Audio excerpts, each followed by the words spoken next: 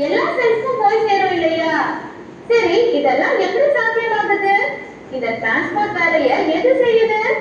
இந்த மாதிரி தேவைப்படுற விஷயங்களை பாடிக்குள்ள கடத்துறதுக்கு பாடி ஃப்ளூயிட்ஸ் உதவும். இன்னும் சுருக்கமா சொல்லணும்னா நம்ம பிளட் ஹெல்ப் பண்ணும். அப்படிப்பட்ட பிளட்டை பத்தி பார்ப்போம் வாங்க. பொதுவா நம்ம பாடி சாலிட்ஸாலையும் லிக்விட்ஸாலையும் ஆகப்பட்டிருக்கு.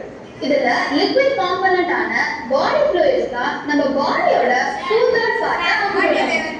இதுல ஒரு முக்கியமான பாடி ஃப்ளூயிட் தான் பிளட். நம்ம பாடிக்கு தேவைப்படுற நியூட்ரியன்ஸ், கேஸஸ் அண்ட் ஹார்மோன்ஸ் மாதிரியான சப்ஸ்டன்சஸை ஒரு இடத்துல இருந்து இன்னொரு இடத்துக்கு டிரான்ஸ்போர்ட் பண்றது தான் இதோட முக்கியமான ஃபங்க்ஷன். இந்த பிளட்டை ஃப்ளூயிட் கனெக்டிவ் டிஷ்யூன்னு சொல்லுவாங்க. இங்க சில செல்ஸும் ஒரு ஃப்ளூயிட் மேட்ரிக்ஸும் இருக்கும். இந்த பிளட்டோட காம்போசிஷனை பார்த்தீங்கன்னா சாலிடான பாண்ட் எலிமெண்ட்ஸும் லிக்விட் ஃப்ளூயிட் மேட்ரிக்ஸ் ஆன பிளாஸ்மாவும் இருக்கும். இதுல ரெட் பிளட் செல்ஸ் அதாவது எரித்ரோசைட்ஸும் ஒயிட் பிளட் செல்ஸ் அதாவது